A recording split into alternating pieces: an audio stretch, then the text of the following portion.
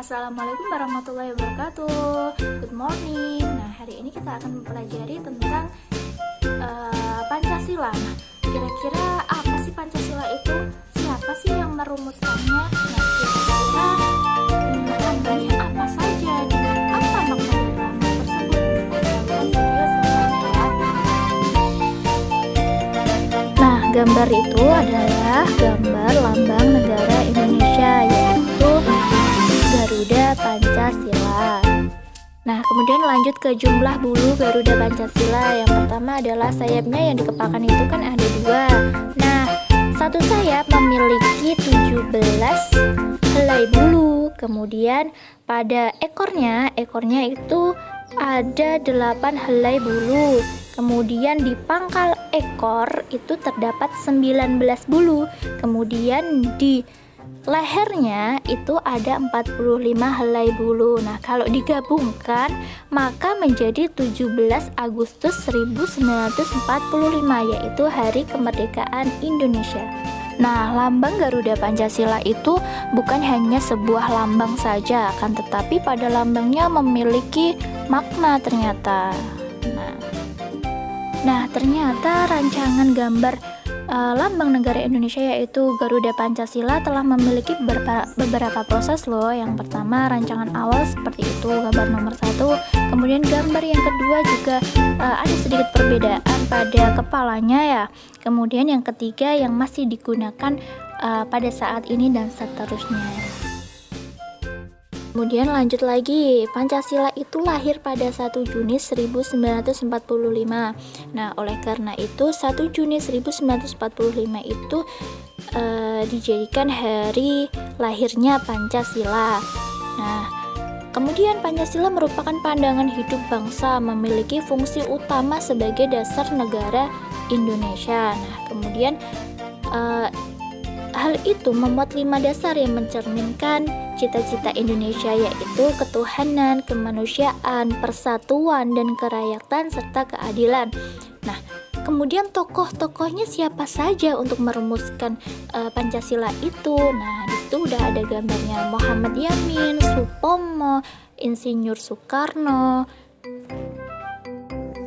Nah, kedudukan Pancasila. Kedudukan Pancasila kepada kehidupan masyarakat itu yang pertama adalah Pancasila sebagai dasar negara.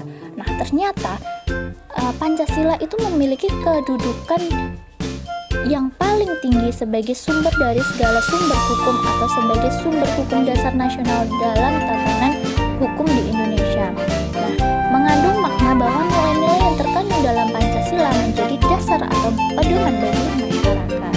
Nah, yang kedua adalah Pancasila sebagai pandangan hidup bangsa Indonesia, yang mana petunjuk untuk menyelesaikan masalah. Selain menjadi pedoman untuk berperilaku, Pancasila juga menjadi petunjuk untuk menyelesaikan masalah atau konflik di Indonesia, baik budaya, sosial, ekonomi, ataupun politik. Nah, kemudian yang ketiga adalah Pancasila sebagai ideologi negara Indonesia, yang mana telah mengandung visi atau arah dari penyelenggaraan kehidupan yang menjunjung tinggi ketuhanan, nilai kemanusiaan, kemudian kesadaran akan kesatuan, berkerakyatan, serta menjunjung tinggi nilai keadilan. Nah, dalam hal ini sama halnya masyarakat Indonesia diharuskan memiliki kepribadian yang sesuai dengan nilai bahkan norma Pancasila sebagai pemersatu bangsa.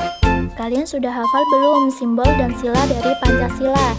Nah, simbol pertama bintang, ketuhanan yang Maha Esa. Simbol kedua rantai, kemanusiaan yang adil dan beradab. Simbol ketiga pohon beringin, persatuan Indonesia. Simbol keempat kepala banteng, kerakyatan yang dipimpin oleh hikmat kebijaksanaan dalam permusyawaratan perwakilan. Kemudian simbol yang kelima padi dan kapas, keadilan sosial bagi seluruh rakyat Indonesia. Jadi yang ada gambar-gambarnya itu adalah simbol dari Pancasila. Sedangkan silanya yaitu ketuhanan yang Maha Esa, kemanusiaan yang adil dan beradab, persatuan Indonesia, kerakyatan yang dipimpin oleh hikmah kebijaksanaan dalam permusyawaratan perwakilan, kemudian keadilan sosial bagi seluruh rakyat Indonesia. Tugas proyek 1 yang pertama adalah gambarlah lambang negara Indonesia. Jadi garis Pancasilanya itu digambar di buku tulis nomor 1.